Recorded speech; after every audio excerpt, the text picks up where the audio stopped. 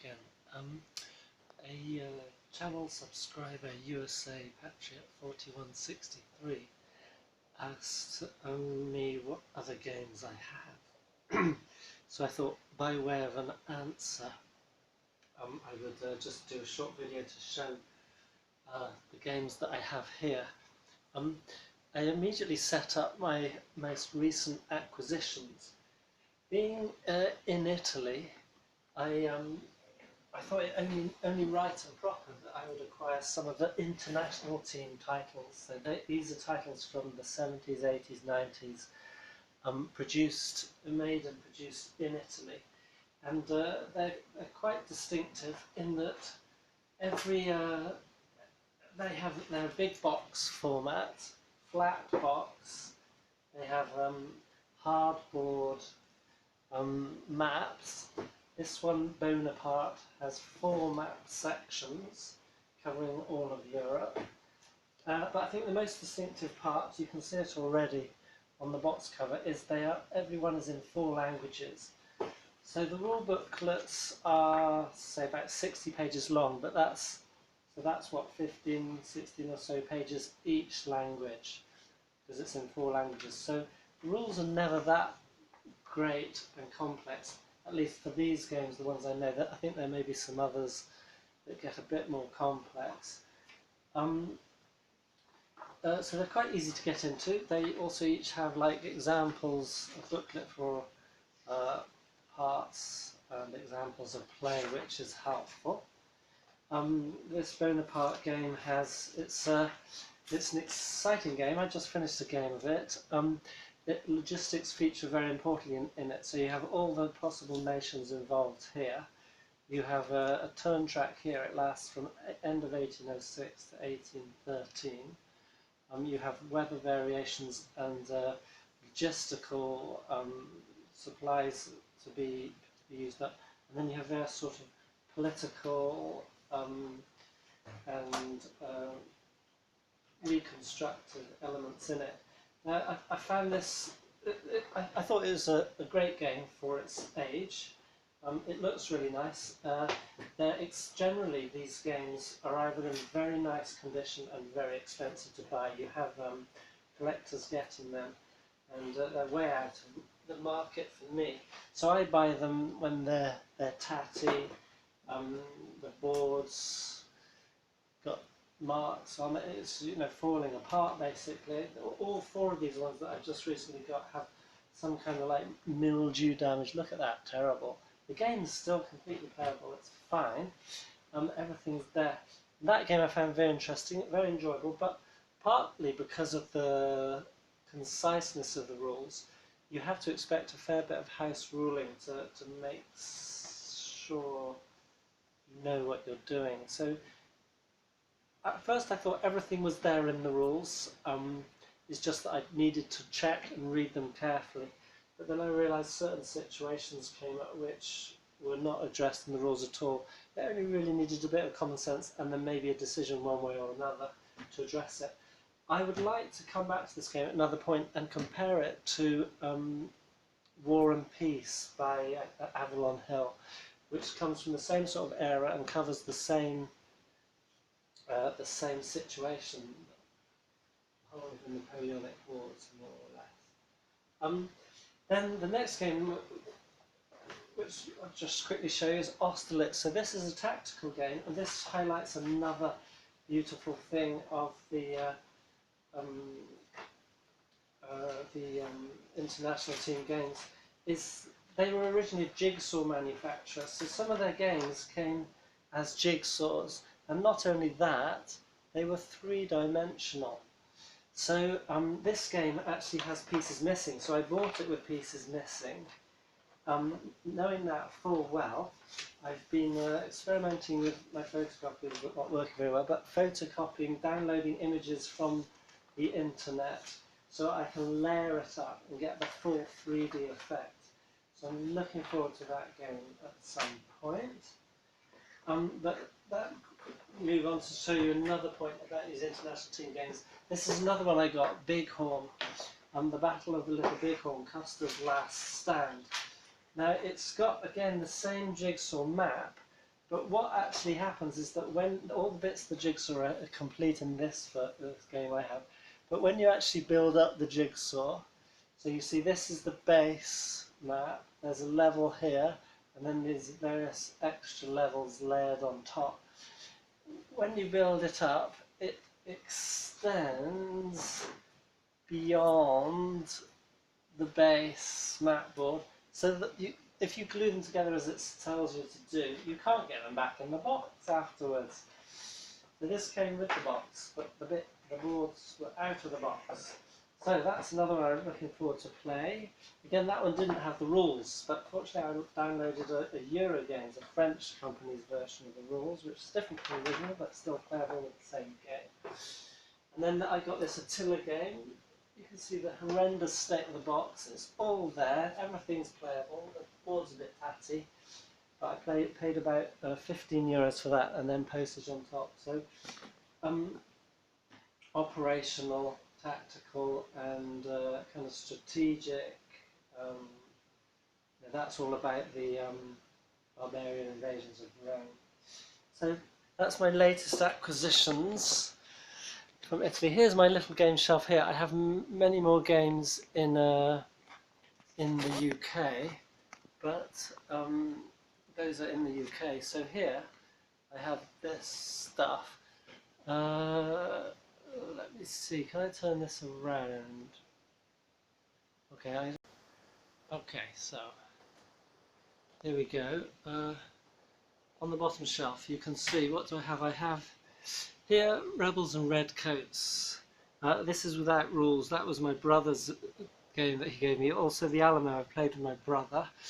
The other games, I have Antietam here, which is a gamer's game I'm looking forward to playing. The Guns of Gettysburg, recently got that. The 3 Days of Gettysburg, I've played that. I like it very much. I haven't been able to play the whole scenario yet. I'm hoping that I can, now we've moved to a big apartment, I can get a bigger space here, sort of setting up some almost like trestle table type affairs. The Civil War, 1863. Wellington's Victory, that's one I'd like to get to next. I haven't played it, but I played Quatre Barres, the magazine version of that, to sort of get into the system. The Habit of Victory, Marengo. I love this system. That box also contains Austerlitz, which is going to be the next game that I'm going to play and film. Napoleon's Last Battles, Hannibal. This game is for sale or swap. It's like a good game. I bought it out of historical interest, but it's not really my game. As a solo game, it's kind of it's too fluid. I think that would be exciting opposed, because you don't know what your opponent's going to do, and so you're sort of reacting to his movement. You can't really sort of set out a strategy and implement it, which is, I guess, partly why I like tactical games so much, being mainly a solo player, because you can sort of set out a plan and implement it, and also why I like the gamers games. Fighting Formations. Okay, Wings of War. Fighting Formations. That game I think takes too long to play for what it is. I was a bit disappointed with that. I was really looking forward to it. Days of Decision. Took me ages to get around to playing that. When I've really looked forward to it. When I did play it solo, it was not as exciting as I'd hoped it would be from looking at it. It was a bit procedural. Although there's like many decisions to make, depending on the situation where you are, there's not actually that many sensible choices to make. And here's a series that, I've got 2 copies of this because this is being sold cheap by Udo Grieg Games, the publisher. I really like this series. I've played bits of it. I've got the other parts of it, the Africa part and the Pacific parts, which are stacked in these boxes.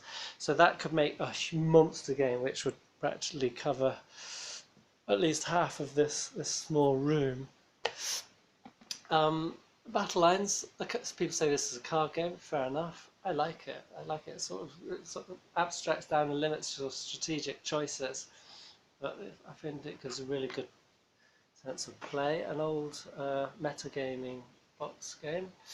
Okay, now the next shelf, I've just got this one, and I just got Santa Maria Infanta. Again, that's Italy. That's Critical Hits Advanced Tobruk system. So that's kind of like the counterpart to ASL stuff. I've got that. I love ASL, but it's one of those kind of love-frustrate relationships because it takes so long to get into, and I'm a bit of a tart with games. I like going from game to game rather than sticking with the same monogamous relationship for too long.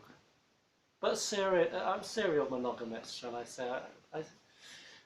Anyway, Third Reich. I recently played a part of a game of that on Vassal. We never came to conclusion because it took a long time in Vassal to resolve the game terms, but that was fun. And then I got Third Reich, Rising Sun, the advanced versions of Third Reich. I played Rising Sun solo many years ago, thoroughly enjoyed it. Actually preferred it to Third Reich, but I'd like to play it again. I like the Pacific Theatre, but I didn't like Empire of the Sun. I found with Empire of the Sun, I had it and I sold it on or traded it, and I thought it was an excellent system, but with the card play and so forth, I just didn't know what to do. There was too many decisions for me to make. So I didn't enjoy it. With Rising Sun, it's a I go, you go, so it's sort of steady procedural rather than reactionary sort of what's the word? Impulses. So you can kind of you take your time and ponder things a bit more. You see everything that's going on. You know what you're going to do for the next portion, and you do it, and then it moves on. Origins of World War II, Tokyo Express in there, a solitaire game. I've tried to get into it several times because I feel it should be a great game, but what I don't like about it is that it has realistic movement for the player of the boats, but then the movement of the Japanese player, which is the artificial intelligence governed player, is somewhat randomized. So you can see where they are at the beginning of a turn, say, but then you cannot in any fashion judge what they might do according to what your possibilities are. So if you could say turn easy left, turn hard left, or turn or go straight ahead and reduce speed and so forth, you know your options, but then you look at the Japanese, and their option is more randomized. So I guess it's within, and it's not within the bounds of your possibilities. So they don't move the same way that you have to move. So I found I couldn't. It just felt really unrealistic in that they just felt like kind of like an amorphous enemy that I couldn't put any judgment onto what they were going to do. So I couldn't really plan. Factor what are they likely to do and respond to that. I just had to respond to the next thing they did, and then I didn't know what was going to happen after that. I had to wait to see what they did and respond to that. Now, so that's a look at an up, down, top, Storm of Steel. I think that's a great system, quite a simple whole World War I operational system. But again, it's a massive monster, so you need a lot of space. And right on top of that is La Bataille system, the Premier rule set, which is available free for download on the internet, and there's 2 free downloaded games in there as well. That's a nice tactical system. And up there is in that box is a magazine game that I set up a while ago as like an interim, which brings me to the rest of my games. You see all these files are filled with magazine games. So I've got fantasy and science fiction over there, ancient, medieval to Renaissance, American War, colonial, post-World War II, and these are all the counters and stuff for those. And then there's some card games in there. I won't show everything, but that. So you can see I've got tons of magazine games because I got games on all sorts of periods and so forth of the war. So what is my criteria for buying games? You know, what kind of games do I like? Essentially, I like war games. My main criteria is how much does it cost, because I don't have lots of spare cash. So, sorry, I'm just trying to, okay, I can't fix that there. So, that sounds like a stupid criteria. Is it cheap? Shall I get it? Well,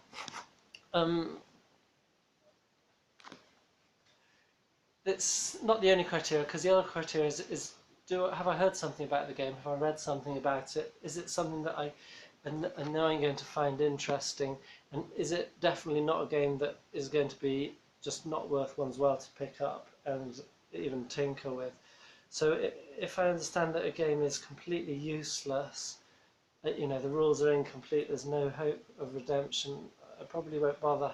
But otherwise, even if people say this game is flawed, blah blah blah, if there's something about it, it's a situation that I find interesting, or perhaps